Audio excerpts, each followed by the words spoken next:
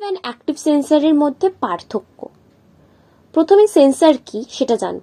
দূরসংবেদন ব্যবস্থাপনায় যে যন্ত্রটি আগত তড়িৎচুম্বকীয় বিকিরণকে গ্রহণ করে ও তাকে অন্য অবস্থায় মানে ফর্মে সাধারণত ডিজিটাল ইলেকট্রনিক সিগন্যালে পরিবর্তন করে তাকে সেন্সর বলে অভিহিত করা হয়। প্যাসিভ সেন্সর বা নিষ্ক্রিয় সংবেদক, এই ধরনের সেন্সরের ক্ষেত্রে সেন্সরের নিজস্ব কোনো শক্তির উৎস থাকে না।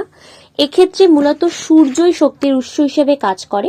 লক্ষ্য বস্তু থেকে প্রতিফলিত তড়িৎচুম্বকীয় শক্তি সেন্সর দ্বারা গৃহীত হয়ে লক্ষ্য বস্তুকে চিহ্নিত করতে পারে। এক্সাম্পল হলো ল্যান্ডস্যাট, মডিস, লিস 1, লিস 2 অ্যান্ড লিস 3। অ্যাক্টিভ সেন্সর বা সক্রিয় সংবেদক, এই ধরনের সেন্সরের ক্ষেত্রে সেন্সর নিজেই তড়িৎচুম্বকীয় শক্তির উৎস হিসেবে কাজ করে, যা নির্দিষ্ট লক্ষ্য বস্তুতে তড়িৎচুম্বকীয় শক্তি পাঠিয়ে তা থেকে প্রতিফলিত বিকিরণকে গ্রহণ করে, যা বস্তুটির সম্বন্ধে সেন্সরকে সম্যক ধারণা দেয়। অ্যাক্টিভ সেন্সরের উদাহরণ বা এক্সাম্পল হলো radar, radio detection and ranging, and sir, synthetic aperture radar.